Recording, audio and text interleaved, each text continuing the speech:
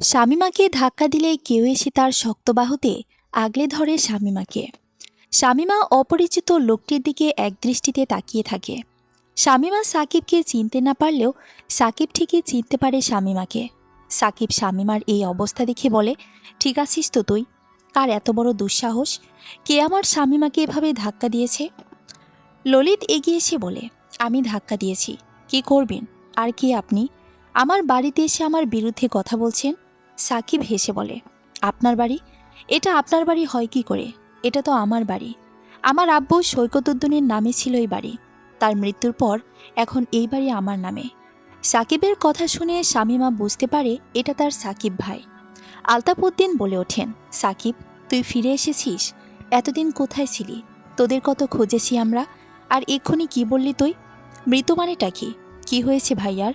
সাকিব আলতাফউদ্দিনকে সালাম দিয়ে বলে, আমরা এখান থেকে যাওয়ার কিছু বছর পরেই একটি দুর্ঘটনায় আব্বু আর আম্মু মারা যায়। আমিও কোমায় চলে যাই। যখন জ্ঞান ফেরে তখন একজন শেখ আমার দায়িত্ব নেন।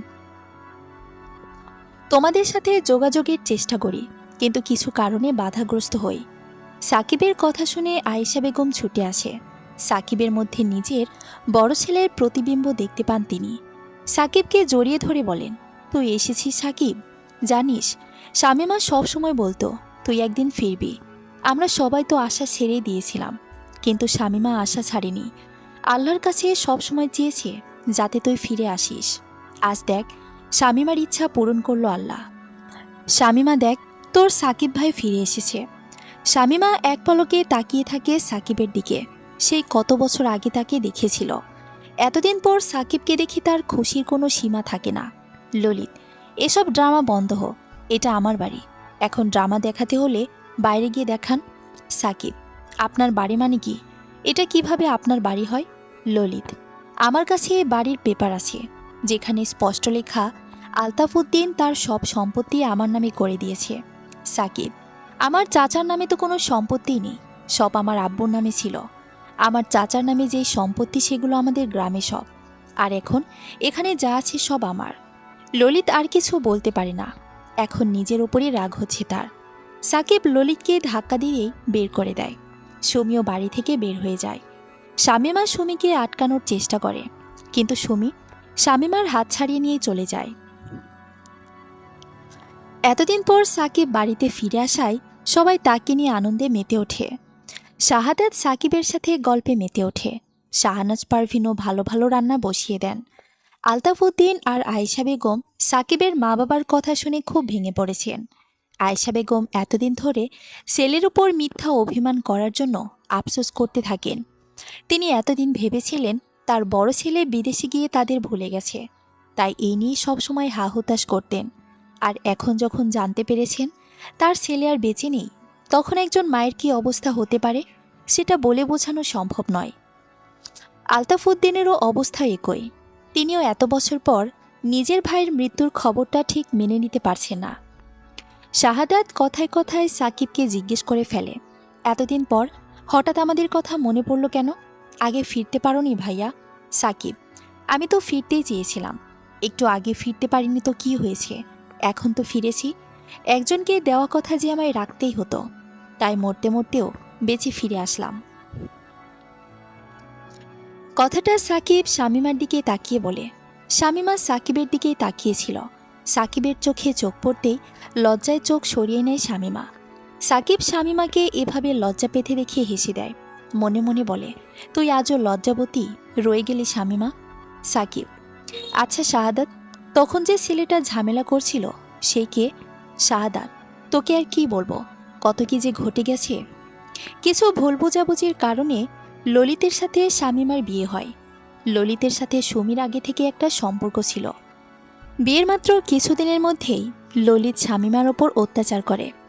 এমনকি সুমিকে বিয়ে করে শামীমাকে রক্তাক্ত করে বাড়িতে পাঠিয়ে দেয়। শাহাদাতের মুখে এসব কথা শুনে সাকিবের হাতের মুঠো শক্ত করে বলে, শামীমার ওপর এত কিছু করলো, আর তোরা চুপ করে সহ্য করলি? আমার তো ইচ্ছা করছে ওই ললিতকে মেরে মাটিতে পুঁতে ফেলতে। শাহাদাত, আমাদেরও একই অবস্থা, কিন্তু কি করব বল? সুমি এমন একটা ভুল করে বসলো যে। সুমিও তো আমারও বোন, আর ললিত এখন সুমির স্বামী। সুমি তো ললিতকে ছাড়তেই চায় না। শাহনাজ পারভিন সবাইকে খেতে ডাকে। খাবারের টেবিলে সাকিব আর শামিমার আবার চোখাচোখি হয়। সাকিব শামিমার দিকে তাকিয়ে মুচকি হাসে। সাকিব এবার সিদ্ধান্ত নিয়ে ফেলেছে শামিমাকে বিয়ে করে তবে এদেশ থেকে বউ নিয়ে ফিরে যাবে। ললিত রাগে ফুঁসতে থাকে। কত পরিকল্পনা করে কত কিছু করলো, অথচ তার সব পরিকল্পনায় ব্যর্থ হলো। কি লাভ হলো আর সুমিকে বিয়ে করে? সুমিও এখন তার কাছে ঘোরাঘুরি করছে। ললিত সুমিকে শাসিয়ে বলে, একদম আমার পিছু পিছু ঘুরবি না, তোকে দেখেই আমার মাথা গরম হয়ে যাচ্ছে। সুমি, কেন? আমি কি করলাম আবার? আমি তো তোমায় ভালোবাসি ললিত, তোমাকে ভালোবেসে আমি সব ছেড়েছি। আর তুমি? ললিত সুমির চুলের মুঠি শক্ত করে ধরে। সুমি চিৎকার করতে থাকে। ললিত সুমিকে লাথি মেরে নিচে ফেলে দেয়। সুমি কেঁদে দেয়। ললিত এতেও শান্তি পায় না। নিজের রাগ মেটানোর জন্য সে প্যান্টের বেল্ট খুলে সুমিকে মারতে থাকে। সুমি বারবার ললিতকে অনুরোধ করে তাকে যেন সে ছেড়ে দেয়, কিন্তু ললিত তাকে ছাড়ে না। সুমি প্রথমবার অনুভব করে সে কত বড় একটা ভুল করে ফেলেছে। জেদের বশে এক হারাম কাজ করে ফেলেছে সুমি। তার শাস্তি তো সুমিকে পেতেই হতো। সুমি যখন অনুরোধ করেও ললিতকে সারাতে ব্যর্থ হয়, তখন ফুলদানি তুলি নিয়ে ললিতের মাথায় আঘাত করে। ললিতের মাথা দিয়ে রক্ত বের হয়ে যায়, যার ফলে ললিত আরও বেশি ক্ষেপে যায়। সুমির গলা টিপে ধরেছে। সুমির নিঃশ্বাস প্রায় বন্ধ হয়ে আসছিল। ললিত তখন সুমিকে ছেড়ে দেয়। ললিত বলে, তোকে এত সহজে ছাড়ব না। কিছুই যখন হলো না, তখন তোকে নিয়ে মজা করা যাক। ললিত তার সব বন্ধুদের ফোন করে, তাদেরকে নিজের বাড়িতে আসতে বলে। ললিতের মা বাবাও বাইরে ছিল। এটাই সে সুবর্ণ সুযোগ হিসেবে পেয়ে যায়। সুমি কাপা গলায় বলে, কি করতে চাইছেন আপনি? ললিত বিকট হেসে বলে, আমরা সব বন্ধুরা মিলে আজ তোকে ভোগ করব। সুমি ভয় পেয়ে যায়। ললিতের কাছে অনুরোধ করে, তুমি প্লিজ এরকম করো না ললিত, আমি তোমাকে ভীষণ ভালোবাসি, তুমি আমার এত বড় সর্বনাশ করো না। ললিত যেন আজ নিজের মধ্যে নেই। সে সুমির কোনো কথাই শোনে না। ললিতের সব বন্ধুরাও আসতে থাকে। সুমি সবার কাছে অনুরোধ করতে থাকে, তারা যেন কেউ নিজের এত বড় ক্ষতিটা না করে। তারা কেউই সুমির কথা কানে তোলে না। হিংস্র হায়নার মতো সবাই মিলে ঝাঁপিয়ে পড়ে সুমির উপর। সুমি এতগুলো ছেলের সাথে পেরে ওঠে না। নিজেকে বাঁচানোর সর্বাত্মক চেষ্টা করেও সুমি ব্যর্থ হয়। শেষে নেতিয়ে পড়ে। সারা রাত পশুগুলো সুমির উপর অমানুষের মতো অত্যাচার করে। সবাই মিলে দলবদ্ধ তাকে ধর্ষণ করে। সেই অভিশপ্ত রাত সাক্ষী হয় একটি মেয়ের করুণ পরিণতির। শামিমা চায়ের কাপে চুমুক দিয়ে একমনে কিছু ভাবছিল। পিছনে কারো উপস্থিতি টের পেয়ে যায় শামিমা। সাকিব, কি করছিস এখানে? শামিমা, চা খাচ্ছি। চা খেতে বুঝি খুব ভালো লাগে? জি। শামিমার এরকম ব্যবহার সাকিবের তেমন ভালো লাগে না। শামিমা যেন তাকে ইগনোর করতে চাচ্ছে। সাকিব শামিমাকে কিছু বলতে যাবে, তার আগেই শামিমা উঠে চলে যায়। শাহনাজ পারভিনের চিৎকার শুনে সবাই ছুটে আসে। আলতাফউদ্দিন বলে, কি হয়েছে শাহনাজ, এভাবে চিৎকার করছো কেন? হাসপাতাল থেকে কল করেছিল। সুমি, কি হয়েছে সুমির? আলতাফউদ্দিন, ওই মেয়ের আবার কি হলো? শাহনাজ, মেয়েটা হাসপাতালে ভর্তি, জানি না কি হয়েছে, চলো আমরা যাই। আলতাফউদ্দিন মেয়ের উপর রাগ করেছিলেন, তাই তিনি বললেন, সুমি নিজের ভাগ্য নিজেই বেছে নিয়েছে। সুমি কিরকম একটা অন্যায়, কিরকম হারাম কাজ করে ফেলেছে সেটা তোমরা জানো না। এখন যার কাছে গিয়েছে সে ওকে দেখে রাখো। ললিত কোথায়? আমাদের কেন যেতে হবে? শামিমা, এসব তুমি কি বলছো আব্বু? সুমি আমার নিজের বোন, ওর এরকম অবস্থা, আমাদের ওর পাশে থাকা উচিত। আলতাফউদ্দিন, সুমি তোর সাথে এত অন্যায় করল, আর তুই ওর হয়ে কথা বলবি? হাজার হোক, সুমি তো আমারই বোন। আলতাফউদ্দিন রাজি হন। সবাই মিলে বেরিয়ে যায় হাসপাতালের উদ্দেশ্যে। একজন নার্স এসে বলে, আপনারা কি সুমি আক্তারের বাড়ির লোক? জি। আপনারা এত দেরি করলেন কেন আসতে? রোগীর অবস্থা একদম ভালো না, প্রচুর ব্লাড লস হচ্ছে। আমাদের এখনই ও নেগেটিভ রক্তের প্রয়োজন, কিন্তু কোথায় এই রক্ত পাওয়া যাচ্ছে না।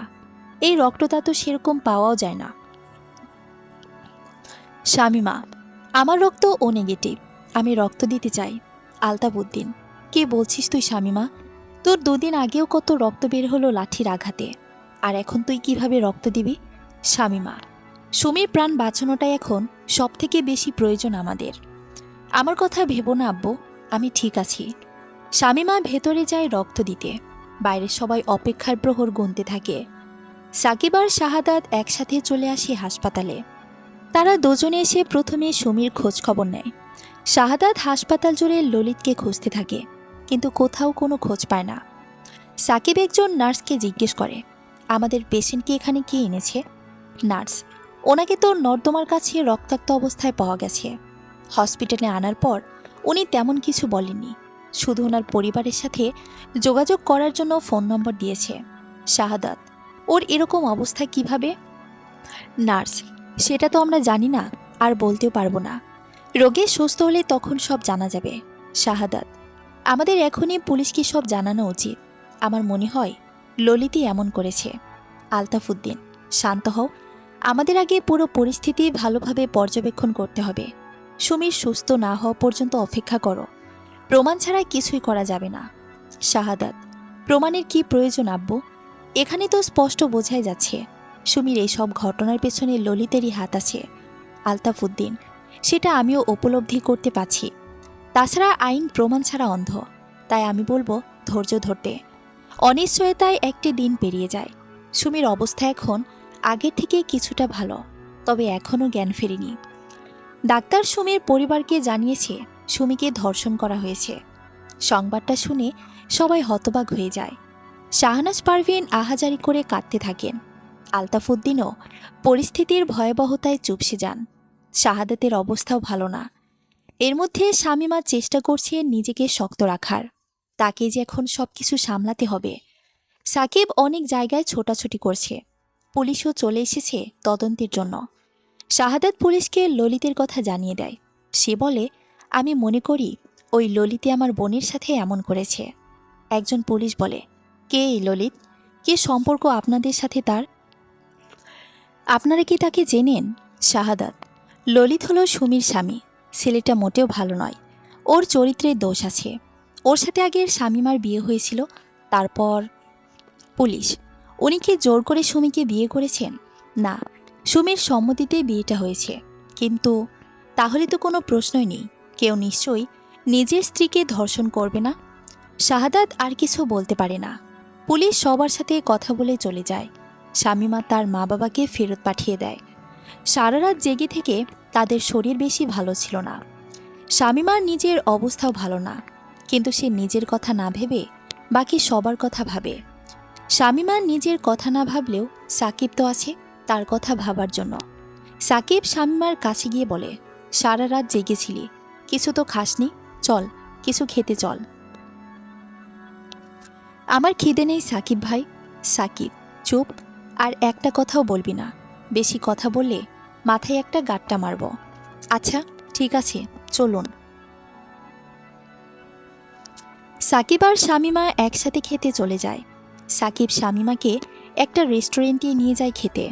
শামীমা যখন তৃপ্তি করে খাচ্ছিল, তখন সাকিব মনে মনে বলে, আমি চিরকাল তোকে এভাবে শান্তিতে থাকতে দেখতে চাই শামীমা।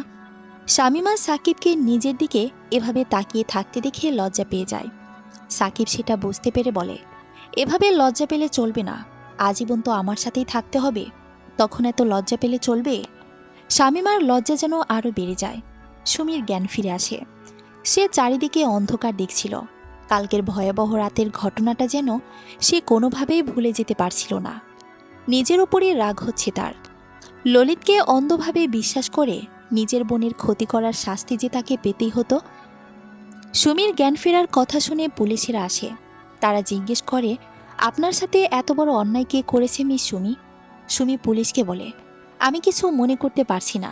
যতদূর মনে আছে, আমি রাতে বাইরে বেরিয়েছিলাম, তখন কে বা কারা আমাকে তুলে নিয়ে যায়, আর তারপর কথা সম্পূর্ণ না করে সুমি কেঁদে দেয়। মনে মনে ক্ষমা চেয়ে নেয় এভাবে মিথ্যা বলার জন্য। সুমির মনে পড়ে যায় গতকাল রাতের কথা। ললিত আর বন্ধুরা সুমিকে হুমকি দিয়ে বলে, যদি কাউকে কিছু বলিস তাহলে তোকে আর তোর পরিবারকে শেষ করে দেব। ভালো হবে তুই যদি নিজের মুখ বন্ধ রাখিস। এই ভয়ে সুমি সত্যটা গোপন করল। একজন পুলিশ ইন্সপেক্টর সুমিকে জিজ্ঞেস করে, আপনি কি তাদের কাউকে চিনেন? কারো চেহারা কি মনে আছে? খুব অন্ধকার ছিল চারিদিকে, আমার কিছুই মনে নেই। আমি সত্যি কিছু দেখিনি। আমাকে দয়া করে এসব বিষয়ে আর কোনো রকমের প্রশ্ন করবেন না। আমি আর ওই ভয়ানক রাতের ব্যাপারে কোনো কিছু মনে করতে চাই না। পুলিশ, আমরা পুলিশ, আমাদের দায়িত্ব সব সত্য জানা। আমাদের তো আমাদের কাজ করতে হবে। আপনি যদি আমাদের সহায়তা না করেন, যদি আমাদের সাথে কোঅপারেশন না করেন, তাহলে আমরা তো দোষীদের শাস্তি দিতে পারবো না। সুমি, আমি কিছু জানি না, বললাম তো। আপনারা প্লিজ যান। আপনি কি কিছু লুকানোর চেষ্টা করছেন? একজন ডাক্তার ছুটে এসে বলে, আপনারা প্লিজ পেশেন্টকে এভাবে প্রেশার দেবেন না। বাইরে আসুন প্লিজ। আমার মনে হয় উনি আমাদের থেকে কিছু লুকোতে চাইছেন। আপনারা তো ওনার পরিবারের লোক, আপনারা একটু চেষ্টা করে দেখুন যদি কিছু বলে। কথাটা বলে একজন পুলিশ অফিসার চলে যান। শাহাদাত হাত মুষ্টিবদ্ধ করে বলে, আমি একেবারে নিশ্চিত এইসব কিছু ওই ললিতই করেছে। ওকে জিজ্ঞাসাবাদ করলেই সব জানা যাবে। শামিমা, ভাইয়া, আমার মনে হয় তুমি ঠিকই বলছো। আমি সুমিকে বোঝাবো, সব সত্য আমাদের জানতে হবে। অপরাধীদের তাদের অপকর্মের শাস্তি পেতেই হবে। শাহনাজ, আমি একটা কথা বলবো, তোরা সবাই মন দিয়ে শোন। এসব ব্যাপারে যত কম কথা হবে ততই ভালো। শামিমা, কি বলছো তুমি আম্মু? আমি যা বলছি একদম ঠিক বলেছি। তুই জানিস না, একটা মেয়ের উপর এত বড় অভিযোগ এলে সমাজ তাকেই কথা শোনায়। এমনিতেই এর আগে তোকে সমাজে অনেক কথা উঠেছে, তোর চরিত্র নিয়ে সবাই কত বাজে কথা বলেছে। এখন এসব ব্যাপার জানাজানি হলে লোকে তো আরও মাথায় উঠে যাবে, বলবে আমরা কোনো মেয়েকে মানুষ করতে পারিনি। লজ্জায় যে আমরা কাউকে মুখ দেখাতে পারবো না। আমি তোদের আব্বুকে বলে দেব যেন পুলিশকে আমাদের বাড়িতে আসতে মানা করে। এসব তদন্ত করার দরকার নেই। এসব করে কি হবে? যা হবার তো হয়েই গেছে। শাহাদাত, তোমার কথা আমি মানতে পারলাম না। শুধুমাত্র সমাজের ভয়ে আমরা চুপ থাকব? শামিমা, ঠিকই তো আম্মু। আমরা সুমিকে ন্যায় বিচার পাইয়ে না দিয়ে এভাবে হাত গুটিয়ে বসে থাকতে পারি না। শাহনাজ, তাহলে আর কি, আমাদের মান সম্মান সব শেষ করে দে জেদ করে। আমি আর তোর বাবা এভাবে আর পারছি না। সারা জীবন অনেক সম্মানের সাথে কাটিয়েছি, আর এখন শেষ বয়সে এসে এত কিছু দেখতে হচ্ছে। শামিমা, আম্মু, আল্লাহর উপর ভরসা রাখো, তিনি সব ঠিক করে দেবেন। সাকিব এসে বলে, সুমিকে কোথাও খুঁজে পাওয়া যাচ্ছে না। আপনারা এখানে ঝামেলায় ব্যস্ত আছেন এখনও? সাকিবের কথা শুনে মুহূর্তেই পুরো পরিস্থিতি বদলে যায়। সবাই সুমিকে খোঁজাখুঁজি শুরু করে। সুমি তার মায়ের সব কথাই শুনে ফেলেছিল, তাই সে সব ছেড়ে চলে আসার সিদ্ধান্ত নিয়েছে। এমনিতেই জেদের বশে তার মা বাবাকে অনেক সমস্যার মধ্যে ফেলেছে, নিজের সব থেকে বড় সর্বনাশও করেছে। তাই এখন আর নতুন করে সমস্যায় তৈরি করার ইচ্ছা তার নেই। এখন সুমি চায় সব ছেড়ে সবাইকে শান্তি দিতে।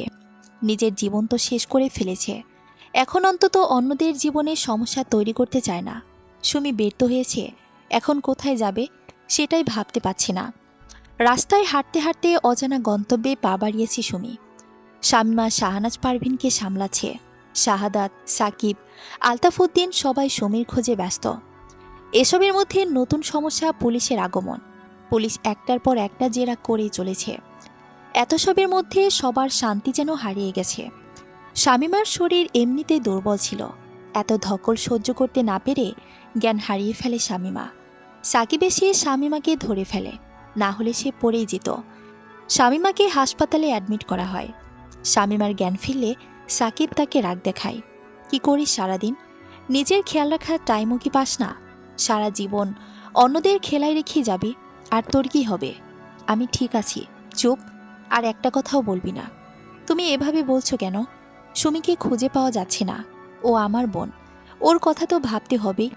আমরা তো সবাই আছি, তোকে এত চিন্তা করতে হবে না। তুই আরাম কর, একদম উঠবি না। এই কেবিনের বাইরে এক পা যদি ফেলিস তাহলে আমার থেকে খারাপ আর কেউ হবে না, মনে রাখিস। ললিত তার বন্ধুদের সাথে বসিয়ে আড্ডা দিচ্ছিল। ললিতের এক বন্ধু আমান বলে, কাল রাত কিন্তু খুব ভালোই হয়েছে, সেই মজা হয়েছে, যাই বলিস। ওই সুমি কিন্তু সেই ছিল। ললিত, আমার পছন্দ খারাপ হতে পারে না, তবে ওর জায়গায় শামিমা থাকলে আরও বেশি ভালো হতো। কোনো ব্যাপার না, ওটাকেও একদিন না হয় ধরে আনবো। সবাই সমস্বরে হেসে ওঠে। এখানে যেন এখন শয়তানের মেলা বসেছে। ললিতের বন্ধুদের মধ্যে মিরাজ নামের একজন ছিল, সে খুব ভীতু ছিল। মিরাজ, তোরা যাই বল, আমার খুব ভয় হচ্ছে। ওই সুমি মেয়েটা যদি আমাদের ব্যাপারে পুলিশকে সব বলে দেয়। আমান, এটাও তো তুই ভুল বলিসনি, তোরা চিন্তা করিস না, ওই মেয়েকে এমন ভয় দেখিয়েছি যে সাহস দেখাবে না। যদি দেখায়, ললিত আমার ওপর ভরসা রাখ, আমার কথা উপেক্ষা করার উপায় ওর নাই। ও যদি করে তাহলে ওর সাথে আরও খারাপ কিছু করব। কেউ একজন এসে ললিতকে মারতে শুরু করে। ললিত পিছন ফিরে শাহাদাতকে দেখে। শাহাদাত, বল আমার বোন কোথায়? ললিত, আমি কিভাবে জানব? চুপ, আমি জানি তুই আমার বোনের সাথে খারাপ কাজটা করেছিস। তোকে আমি ছাড়ব না। কি করবি তুই? তুই একা, আর আমাদের দেখ আমরা কতজন। শাহাদাত একা আসিনি, আমি ওর সাথে এসেছি। সাকিব এসে ললিতকে মারতে শুরু করে। সাথে সাকিবের ভাড়া করা অনেক লোক ছিল। সাকিব ললিতকে বলে, তুই সত্যি করে সব বল, সুমি কোথায়? ললিত, আমি জানি না। সাকিব ললিতকে আবার মারতে যাবে তার আগেই ললিত তার বন্ধুদের সাহায্যে সেখান থেকে পালিয়ে যায়। সাকিব আর শাহাদাত তাদের পিছু নেয়। শামীমা কিছুটা সুস্থ হয়ে বাইরে আসে। সাকিব আর শাহাদাতও ললিতকে না পেয়ে এতক্ষণে ফিরে এসেছে। শামীমাকে উঠতে দেখে সাকিব রাগ দেখায়। আচমকা আলতাফউদ্দিন বলেন, অনেক হয়েছে, এখন আর না। সুমির ব্যাপারে আর কিছু জানতে চায় না। তোমরা সবাই ফিরে চলো বাড়িতে। সুমির কথা সবাই ভুলে যাও। শামীমা তার আব্বুর কথাটা ঠিকভাবে মেনে নিতে পারে না। শামীমা, সুমির সাথে এত অন্যায় হলো, আর এত কিছুর পরেও? আলতাফউদ্দিন, সুমি নিজের ভালো নিজেই চায় না। আমরা কি করতে পারি? এখন আমি আর কিছু বলতে চাই না। 1 সপ্তাহ কেটে গেছে, সুমি এখনও নিখোঁজ। এরকম এক সকালে শামীমা ভার্সিটির জন্য বের হতে যাচ্ছিল। তখন সাকিব এসে বলে, আমাদের একটা জায়গায় যেতে হবে, চল আমার সাথে। শামীমা, কোথায় সাকিব ভাই? সাকিব, গেলেই জানতে পারবি, চল এখন। বাড়িতে কেউ নেই, সবাই চলে গেছে, এখন শুধু তুই আর আমি বাকি। শামীমার মনে অজানা ভয় কাজ করে। বিপদের আভাসে তার অন্তরাত্মা কেঁপে ওঠে। শামীমা আল্লাহর নাম স্মরণ করে সাকিবের সাথে চলে যায়। খাল থেকে কারো লাশ উদ্ধার করা হয়েছে। সে লাশের গন্ধকে যেন ছাপিয়ে যাচ্ছে শাহানাজ বেগমের কান্না। কারণ এই লাশের পরনে যে সুমির জামা কাপড়, সবাই প্রায় নিশ্চিত এটা সুমির লাশ। তবুও নিশ্চিতকরণের জন্য হয়তো ডিএনএ টেস্ট করা হবে। শামীমা আজ আর কোনো কিছু ভাবতে পারছে না। নিজের বোনের এই মৃত্যুটা সে মেনে নিতে পারছে না। শামীমা আজ নিজে নিজেকে প্রতিজ্ঞা করে, সুমির এই পরিণতির জন্য যারা দায়ী, আমি তাদের সবাইকে শাস্তি দেব ইনশাল্লাহ। পরিবারের মানুষদের সামলাতে গিয়ে শামীমা নিজেই খুব ক্লান্ত হয়ে গেছে। কিন্তু না, তার এইভাবে যে ক্লান্ত হলে চলবে না, তার যে এখনও অনেক কাজ বাকি। শামীমা বেরিয়ে পড়ে তার জরুরি কাজে। মিরাজ আজ খুব ভয়হীন হয়ে আছে। তার মনে হচ্ছে তার জীবনে কোনো বিপদ নেই। সে এসবই ভাবছিল, তখন তার সামনে এসে উপস্থিত হয় কেউ একজন। মিরাজ ভরকে গিয়ে বলে, কে রে তুই? সামনে থাকা মুখোশে আবৃত ব্যক্তিটি কোনো কথা না বলে মিরাজকে অনবরত ছুরি দিয়ে কোপাতে থাকে। মিরাজ সেখানে মৃত্যুবরণ করে। মিরাজকে মেরে ফেলার পর তার লাশের পাশে একটি গোলাপ ফুল রেখে দিয়ে যায় খনি। আর পাশে মিরাজের রক্ত দিয়ে লিখে রেখে যায়, 1000 ফুলের মাঝে একটি গোলাপ। একই রাতে এইভাবে ললিতের আরও 2 বন্ধু খুন হয়। বেঁচে থাকে শুধু ললিত আর আমান। রাতে শামীমাকে একা বাড়ি ফিরতে দেখে সাকিব বলে, কোথায় গিয়েছিলি তুই এত রাতে? একটু বাইরে, কাজ ছিল, আমি এখন আসছি। শামীমা তেমন কথা না বলে নিজের রুমের দিকে চলে যায়। সাকিব ভালোভাবে শামীমাকে পর্যবেক্ষণ করে। তার কেন জানি মনে হচ্ছিল শামীমা কিছু লুকানোর চেষ্টা করছে। সাকিব এবার সিদ্ধান্ত নিয়ে ফেলেছে সে আর শামীমাকে এভাবে থাকতে দেবে না। কাল সকালে সে আলতাফউদ্দিনের কাছে শামীমাকে বিয়ে করার প্রস্তাব রাখবে। হয়তোবা তিনি রাজি হতে পারেন, না হওয়ার সম্ভাবনাও আছে। তবে সাকিব এখন নেগেটিভ কিছু ভাবতেও চায় না। সে শুধু চায় শামীমাকে নিজের করে পেতে। নতুন একটি দিন শুরু হয়। শামীমা সকালে বসার ঘরে যেতেই সাকিবের দৃষ্টিতে আটকে যায় তার চোখ। সাকিব কিরকম অন্যভাবে তাকিয়ে আছে। শামীমার কিছুটা অস্বস্তি হয়। তার কেন জানি মনে হচ্ছিল আজ অন্যরকম কিছু একটা হবে। তার ভাবনাকে ঠিক প্রমাণ করে আলতাফউদ্দিন বলেন, সাকিব তোমাকে বিয়ে করার প্রস্তাব দিয়েছে। আমি সব সিদ্ধান্ত তোমার উপরেই ছেড়ে দিলাম। তুমি কি বলো, করতে চাও? শামীমার চক্ষু চড়ক গাছ হয়ে যায়। এরকম কিছু সে আশা করেনি।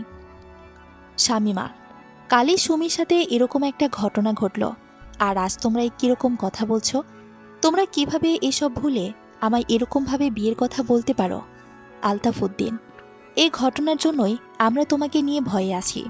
পুলিশ প্রমাণ ছাড়া কিছু করবে না। আর এদিকে ললিত তোমার কোনো ক্ষতির চেষ্টা করতে পারে। তাই আমি মনে করি তোমার এখনই কোনো সিদ্ধান্ত নেওয়া প্রয়োজন। শামিমা, আমি পারবো না। আমি এখন এরকম কোনো সিদ্ধান্ত নিতে পারবো না। আমার কিছু সময় লাগবে। শাহনাজ পারভিন, যা সিদ্ধান্ত নিবি একটু ভালোভাবে ভেবে শুনে নিস। জি আম্মু। শামিমা আর কোনো কথা না বলে নিজের রুমে চলে যায়। তখন আলতাফ উদ্দিন টিভি চালু করতেই খবরে দেখতে পান রাতে খুব ভয়ানকভাবে 3টি খুন করা হয়েছে, যাদের প্রত্যেকেরই লাশের পাশে একটি গোলাপ ফুল পাওয়া গেছে, আর তার পাশে লেখা 1000 ফুলের মাঝে একটি গোলাপ। নিউজটি দেখে শাহাদাত বলে, যাদের ছবি দেখালো তারা তো সবাই ললিতের বন্ধু, তাই না সাকিব? কালই তো ওদের সাথে আমাদের দেখা হলো। সাকিব, ঠিকই তো, কিন্তু ওদের এভাবে কে মারল? মুহূর্তে সবাই নিশ্চুপ হয়ে যায়। আমান উৎকণ্ঠায় দিন পার করছিল। তার 3জন বন্ধুকে মেরে ফেলা হয়েছে। সে নিজেও অজানা বিপদের ভয়ে আছে। ললিত যদিও বা এসব ব্যাপার নিয়ে মাথা ঘামাচ্ছে না, তবে আমান নিশ্চিত হতে পারছে না। তার অবচেতন মন তাকে সতর্ক বার্তা দিচ্ছে। আমান ভয়ে ভয়ে রাতে নিজের বাড়ির দিকে ফিরছিল। তখনই কেউ আচমকা পেছন থেকে এসে আমানকে ধাক্কা দেয়। আমান তাল সামলাতে না পেরে পড়ে যায়। পেছনে ফিরে তাকাতে যাকে দেখে ভয়ে আমানের গলা শুকিয়ে যায়।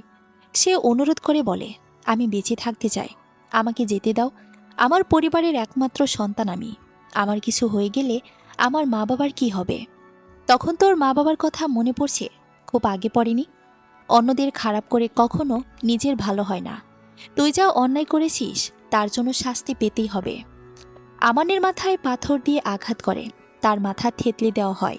তারপর একইভাবে আমানের লাশের পাশে একটি গোলাপ ফুল রাখা হয়। সাথে রক্ত দিয়ে লিখে দেওয়া হয়, 1000 ফুলের মাঝে একটি গোলাপ। আমি বিয়েতে রাজি আছি। শামিমার কথাটা শুনে সবাই স্বস্তির নিঃশ্বাস ফেলে। বিশেষ করে সাকিবের আনন্দটা ছিল দেখার মতো। সাকিবের খুব ভালো লাগছিল কথাটা শুনে, সাথে খুব ভয়ও কাজ করছিল তার মধ্যে। আমি চাই আজই যেন আমাদের বিয়েটা হয়ে যায়। আলতাফ উদ্দিন, এত তাড়াতাড়ি? কোনো আয়োজন তো করা হয়নি। বেশি কিছু করতে হবে না, কাজে ডেকে বিয়ে করালেই হবে। আমি শামিমাকে নিয়ে কোনো টেনশনে থাকতে চাই না, তাই। আলতাফ উদ্দিন, আচ্ছা, রাতে বিয়ের জন্য কাজী আছে। শামিমা কোনো আপত্তি ছাড়াই বিয়ে করতে রাজি হয়েছে। কাজে এসে বিয়ে পড়ানো শুরু হয়েছে। তখনই পুলিশ সেখানে চলে আসে। পুলিশ এসে বলে, আমরা মিস শামিমাকে গ্রেফতার করতে এসেছি। আলতাফ উদ্দিন, মানে এসব কি বলছেন আপনারা? কেন গ্রেফতার করবেন আমার মেয়েকে? কি অপরাধ ওর? একজন পুলিশ ইন্সপেক্টর বলেন, আপনারা নিশ্চয়ই জানেন গত কয়েকদিনে একজন সিরিয়াল কিলার অনেকগুলো খুন করেছে, এবং তাদের সবার পাশে একটি গোলাপ ফুল, সাথে রক্ত দিয়ে 1000 ফুলের মাঝে গোলাপ লেখা হয়েছে। শাহাদাত, জানি, কিন্তু এর সাথে শামিমার কি সম্পর্ক? পুলিশ অফিসার, আমরা সন্দেহ করছি মিস শামিমাই সেই সিরিয়াল কিলার। পুলিশের কথায় যেন বাড়ির পরিস্থিতি পুরো বদলে যায়। কারো বিশ্বাসই হচ্ছিল না এই কথা। শামিমা নিজেও যথেষ্ট অবাক হয়েছে এই কথা শুনে। এর মাঝে সাকিব বলে ওঠে, আপনাদের কোথাও কোনো ভুল হচ্ছে। শামিমা এসবের সাথে জড়িত থাকতেই পারে না। আমি শামিমাকে চিনি। আপনারা কোনো প্রমাণ ছাড়া শুধুমাত্র সন্দেহের বশে এরকমভাবে কাউকে গ্রেফতার করতে পারেন না। আর তাছাড়া আজ আমাদের বিয়ে, তাই আজকের দিনে কোনো অশান্তি হোক সেটা আমি চাই না। পুলিশ অফিসার, আমাদের কাছে প্রমাণ আছে বলেই আমরা পদক্ষেপ নিয়েছি। আমরা প্রমাণ ছাড়া কোনো কাজ করি না। কি প্রমাণ আছে আপনাদের কাছে যা প্রমাণ করে সেই শামিমাই খুনি? পুলিশ অফিসার, ওনাদের নিয়ে এসো। আশেপাশের কয়েকজন মানুষ ভেতরে চলে আসে। তারা সবাই শামিমাকে দেখে ভয়ে কাঁপছিল। পুলিশ অফিসার, আপনারা ভয় পাবেন না, যা সত্য সব বলুন। পাড়ার চায়ের দোকানদার গনি মিয়া বলেন, আমি দেখেছি যেই রাতে 3টি খুন হয় সেই রাতে শামিমা মেয়েটা লুকিয়ে লুকিয়ে কোথাও যাচ্ছিল। আমার তো ওকে দেখেই সন্দেহ হয়। শামিমাদের এক প্রতিবেশী বলে, আমি সেদিন রাতে শামিমাকে রক্তমাখা শরীরে বাড়িতে ফিরতে দেখেছি। বাজারের ফুল বিক্রেতা বলে, শামিমা রোজ আমার কাছ থেকে গোলাপ ক্রয় করে। পুলিশ অফিসার, সব শুনলেন তো? আর তাছাড়া আমাদের কাছে এটারও প্রমাণ আছে যে যারা মারা গেছে তাদের প্রত্যেকের সাথে মিস শামীমার শত্রুতা আছে, কারণ শামীমা তাদের প্রত্যেকের নামে থানায় মামলা করতে গিয়েছিল। তারা তখন তার অযৌক্তিক দাবি মেনে নেয়নি বলেই হয়তো এখন উনি সবাইকে এভাবে খুন করছেন। শাহনাজ পারভীন, আপনারা সব মিথ্যা বলছেন। আমার মেয়ে ভাবে এতগুলো খুন করতে পারে না। কিরে শামীমা, তুই চুপ আছিস কেন? তুই বল কিছু। কি বলবো আর কেন বলবো? এদেশের আইনের উপর আমার কোনো ভরসা নেই। সেদিন তো পুলিশ স্টেশনে সব কিছু বলার জন্যই গিয়েছিলাম, কিন্তু এনারা কেউ আমার কোনো কথাই শুনতে চায়নি। আম্মু, আব্বু, তোমরা জানো যেদিন সুমির লাশ পাওয়া যায় সেদিন আমার কাছে একটি চিঠি এসে পৌঁছায়। হয়তো সুমি সেই চিঠিটা ডাকবাক্সে দিয়েছিল। সেখানে স্পষ্ট লেখা ছিল সুমির সাথে সেদিন রাতে ঘটে যাওয়া বীভৎস ঘটনার বর্ণনা। সুমি তাদের সবার নাম পরিচয় বলেছে আমাকে। আর এসব কিছুর মূল হোতাহে কি জানো? ললিত। সুমি চিঠিটায় বারবার নিজের সাথে হওয়া অন্যায়ের ন্যায় বিচার চেয়েছে, সাথে আমাদের সবার কাছে ক্ষমাও চেয়েছে। আমি সেদিন এই চিঠিটা নিয়ে পুলিশ স্টেশনে ছুটে গিয়েছিলাম বিচারের প্রত্যাশায়, কিন্তু কেউ আমার কোনো কথাই শোনেনি।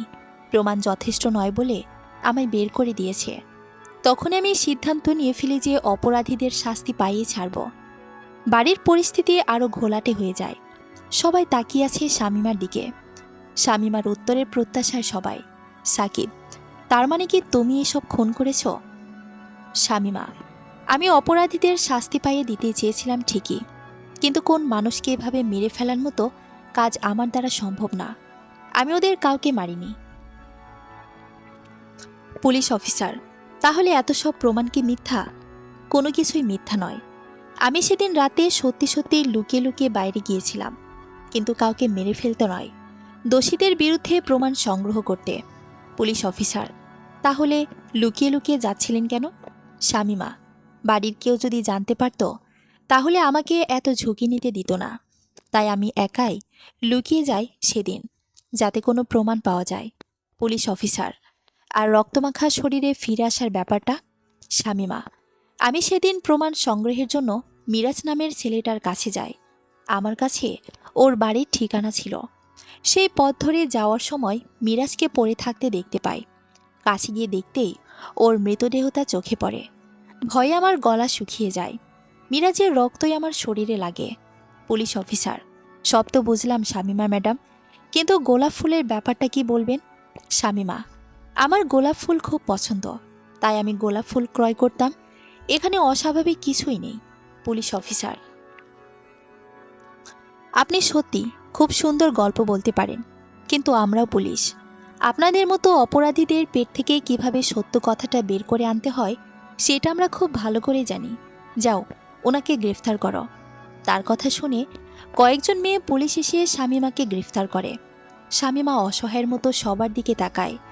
তার চোখ মুখের ভাষায় বলে দিচ্ছিল সে সম্পূর্ণ নির্দোষ। সাকিব শামীমার এই অবস্থা দেখে তার মাথায় হাত দিয়ে বলে, ভয় পাস না শামীমা, আমি আছি। তোর সাকিব ভাই তোকে কথা দিচ্ছে, আমি তোর কোনো ক্ষতি হতে দেব না। আর কেউ তোকে বিশ্বাস করুক বা না করুক, আমি তোকে বিশ্বাস করি। আমি জানি তুই নির্দোষ, একদম ভয় পাবি না তুই। আমি তোকে কথা দিচ্ছি, আমি তোকে খুব শীঘ্রই বের করে আনব। তারপর আমরা দুজন মিলে নতুন করে জীবনটা শুরু করব, যে জীবন হবে চিরসুখী। সাকিবের কথায় শামীমা অদ্ভুত এক জোর পায়। তার মনে হয় এই লোকটাকে বিশ্বাস করা যায়। সাকিব ভাই নিশ্চয়ই তাকে বের করে আনবেই। এতগুলো খুন করতে তোর হাত কাঁপল না? এতটুকু একটা মেয়ে হয়ে কিভাবে চারটে পুরুষ মানুষকে খুন করলি তুই? জিজ্ঞাসাবাদে এরকম প্রশ্নের সম্মুখীন হতে হয় শামীমাকে। শামীমা ধীর স্থির উত্তর দেয়, আমি কোনো খুন করিনি। আমাকে মেরে মেরে শেষ করে দিলেও আমি এই কথাই বলবো যে আমি কোনো খুন করিনি। যা হয়েছে তাতে আমি বিন্দুমাত্র দায়ী নই। আমি তো এটাও জানি না এই খুন কে করেছে, তবে যেই করেছে খুব একটা খারাপ কাজ করেনি। আইন শাস্তি দিতে পারেনি তো কি হয়েছে, আল্লাহ শাস্তি দিয়েছেন ওই শয়তানদের। একজন লেডি পুলিশ শামীমার চুল টেনে ধরে বলে, তুই সত্য বলবি না তাই তো? দেখ এবার কি হয়। শামীমার উপর অকথ্য অত্যাচার করা হয়, তবুও শামীমা একই কথা বলে যে সে কোনো অপরাধ করেনি। সাকিব থানায় এসে বসে আছে। সে চাইছে শামীমার সাথে দেখা করতে। পুলিশ তার এই ইচ্ছা পূরণ করতে অপারগ। তাই তাকে বলে দেয়। এভাবে দেখা করার কোনো নিয়ম নেই। সাকিব আশা ছাড়ে না। শাহাদাত হঠাৎ ছুটে এসে আলতাফউদ্দিনকে বলে, ললিতকে খুন করা হয়েছে। শাহনাজ পারভিন, কি বলছিস কি তুই? কখন, কিভাবে? শাহাদাত, আমি তেমন কিছু জানি না। ললিতকে ঠিক তার বন্ধুদের মতো করে খুন করা হয়েছে। আর শুনলাম তার মৃতদেহের পাশে একটি মেয়েকে গুরুতর অবস্থায় পাওয়া গেছে। আলতাফউদ্দিন, তুই টিভিটা অন কর, সব জানা যাবে। আলতাফউদ্দিনের কথা শুনে শাহাদাত টিভিটা অন করে। নিউজে বলা হচ্ছিল ব্রেকিং নিউজ, অবশেষে সন্ধান পাওয়া গেল আসল সিরিয়াল কিলারের। এর আগে পুলিশ শামীমা নামের একটি মেয়েকে অপরাধী হিসেবে সন্দেহ করে তাকে গ্রেফতার করেছিল। এখন জানা যাচ্ছে শামীমা আসল অপরাধী নয়, এসব খুনের সাথে সে জড়িত নয়। এসবের পেছনে রয়েছে তারই আপন বোন সুমি, যিনি ললিতের স্ত্রী। যতদূর জানা যাচ্ছে তিনি প্রতিশোধ নেওয়ার জন্য নিজের স্বামী এবং তার বন্ধুদের খুন করেছেন। তার অবস্থাও আশঙ্কাজনক। ডাক্তার বলেছে তার বাঁচার আশঙ্কাও নিয়ে বললেই চলে। এ বিষয়ে বিস্তারিত জানব। নিউজটা দেখে বাড়ির সবাই প্রচণ্ড হতবাক হয়। সবাই তো ভেবেছিল সুমি মারা গেছে, তাহলে সে কিভাবে ফিরে এলো? শাহনাজ পারভিন, তাহলে ওই লাশটা কার ছিল যেটা আমরা সেদিন দেখলাম? আলতাফউদ্দিন, আমার কাছে একটু আগেই ডিএনএ টেস্টের রিপোর্ট এসেছে। এতক্ষণ দেখতে পারিনি, এক্ষুনি দেখছি। তিনি ডিএনএ রিপোর্ট চেক করে বলেন লাশটা সুমির ছিল না, ওটা হয়তো অন্য কারোর লাশ ছিল যে সুমির মতো পোশাক পরেছিল, জন্য আমরা ভুল ভেবেছিলাম। শাহাদাত, আমাদের এখনই হাসপাতালে যেতে হবে, সেখানে সব কিছুর উত্তর পাওয়া যাবে। সাকিব শামীমাকে পুলিশ স্টেশন থেকে নিয়ে আসে। এখন যেহেতু শামীমার নিরপরাধ সাব্যস্ত হয়েছে, তাই তাকে ছেড়ে দেওয়া হয়েছে। সাকিব আর শামীমাও হাসপাতালে চলে যায়। সুমির অবস্থার আরও অবনতি হয়েছে। শেষ সময়ে সে তার পরিবারের লোকেদের সাথে কথা বলতে চায়, তাই শামীমা সবার আগে সুমির কেবিনে যায়। পরিবারের সবাইকে দেখে সুমি মলিন হাসে। সুমির পুরো শরীরে আঘাতের চিহ্ন। তার এরকম অবস্থা দেখে শামীমা কেঁদে দেয়। শাহনাজ পারভিন ডুকরে কেঁদে ওঠেন, তোমরা এভাবে কেঁদো না, আমি মৃত্যুর আগে তোমাদের সবাইকে সুখী দেখে যেতে চাই। আম্মু, তুমি বলেছিলে না আমার জন্য যেন সমাজের কারো কাছে তোমাদের ছোট হতে না হয়? দেখো, আমি আজ মরে যাব, তারপর কেউ তোমাদের ছোট করবে না। আমি অপরাধীদের নিজের হাতে শাস্তি দিয়েছি, সব থেকে বেশি কষ্ট দিয়েছি ওই ললিতকে। তোমরা শুনতে চাও না ললিতকে কিভাবে মেরেছি? শোনো তাহলে। ললিত নিজের বন্ধুদের এভাবে এক এক করে মরতে দেখে তার মনেও ভয় বাসা বাঁধে। ললিত তাই লুকিয়ে লুকিয়ে শহর ছেড়ে পালিয়ে যাচ্ছিল, কিন্তু নিজের ভাগ্য থেকে পালানো যায় না। সুমি ঠিকই ললিতকে ধরে ফেলে। সুমিকে দেখে ললিত হতবাক হয়ে বলে, তুমি বেঁচে আছো? সুমি, আমাকে যে বেঁচে থাকতে হতো তোমার মতো শয়তানকে শাস্তি দেওয়ার জন্য। অনেক পাপ করেছো তুমি, আমার আর আমার শামীমা আপুর সাথে অনেক অন্যায় অত্যাচার করেছ। এবার সেসবের শাস্তি পাওয়ার পালা। সুমি একটা ছুরি হাতে নিয়ে ললিতের হাত পা কেটে দেয়, তারপর নুন ছিটিয়ে দেয়। ললিতের যন্ত্রণায় কাতরাতে থাকে। সুমির কাছে নিজের প্রাণ ভিক্ষা চায়। সুমি একটা লাথি তুলে নিয়ে ললিতকে মেরে রক্তাক্ত করে দেয়। ললিত অজ্ঞান হয়ে যায়। সুমি ললিতকে নিয়ে যায় নিজের আস্থানায়।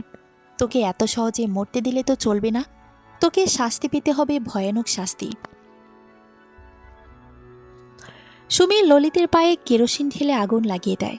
ছুরি দিয়ে তার এক চোখ অন্ধ করে দেয়। ললিত সুমির হাত থেকে ছুরিটা কেড়ে নেয়। সুমির শরীরে একের পর এক ছুরিঘাত করতে থাকে। সুমিও ললিতের থেকে ছুরিটা এবার কেড়ে নিয়ে সোজা তার বুকে বসিয়ে দেয়। সাথে সাথে ললিত মারা যায়। সুমি এসব কথায় এতক্ষণ ধরে সবাইকে বলছিল। সুমির কথা শুনে সবাই কেঁদে ফেলেছে। সুমি সবাইকে থামতে বলে, তোমরা হাসি মুখে আমায় বিদায় দাও, আমি জীবনে অনেক ভুল করেছি, আজ সেসবের জন্যই এমন পরিণত হলো আমার। সুমির অবস্থা ধীরে ধীরে আরও খারাপ হয়। তার নিঃশ্বাস নিতে কষ্ট হচ্ছিল। শেষে আর সহ্য করতে না পেরে সুমি তার শেষ নিঃশ্বাস ত্যাগ করে। সুমির মৃত্যুর পর সবাই কান্নায় ভেঙে পড়ে। সুমির মৃত্যুর পর কয়েক মাস পেরিয়ে গেছে। সবার জীবন এখন অনেকটাই স্বাভাবিক। সাকিব জরুরি কাজে আবার দুবাইতে চলে গিয়েছিল। আজ আবার তার ফিরে আসার কথা। এবার ফিরে এসে সে শামীমাকে বিয়ে করে নিজের সাথে নিয়ে যাবে। শামীমার বিয়ে উপলক্ষে বাড়িতে অনেক মানুষের ভিড় জমেছে। সুমির মৃত্যুতে যে শোকের আমেজ লেগেছিল তা অনেকটাই দ্রবীভূত হয়েছে। শাহনাজ পারভীন এখন অবশ্য মেয়ের কথা মনে করে হা হুতাশ করেন, তবে শামীমার বিয়ের জন্য তিনি আপাতত স্বাভাবিক হওয়ার চেষ্টায় আছেন। শামীমা এখন মানসিকভাবে অনেক শক্ত হয়েছে, তাই তো সব ভুলে নতুন জীবনের আশায় আছে। অপেক্ষার অবসান ঘটে, সাকিব দেশে ফিরে আসে। ফিরে এসে সে সবার আগে শামীমার সাথে দেখা করে। শামীমা খুব খুশি হয় সাকিবকে দেখে। ফিরে এসেছি, এবার তোকে নিজের বউ করে নিজের করে নিয়ে যাব। সাকিব শামীমার অসম্পূর্ণ বিয়েটা এবার সম্পন্ন হয়। দুজনের মনে আনন্দের হাওয়া বয়ে যায় এই বিয়েটা নিয়ে। সাকিব শামীমার বাসরাতে দুজনে খুব নার্ভাস ছিল। সাকিব এতদিন পর নিজের কাঙ্ক্ষিত বস্তুটি পেয়ে গিয়ে তার আনন্দের কোনো সীমা নেই। তাদের জীবনের এই গুরুত্বপূর্ণ রাতটি তারা খুব ভালোভাবেই কাটায়। শামীমা সাকিবের কোলে মাথা রেখে বলে, আমার একটা ইচ্ছে পূরণ করবে? কি ইচ্ছা বল, আমি চেষ্টা করব। শামীমা, আমি আপনার সাথে হজ করতে যেতে চাই।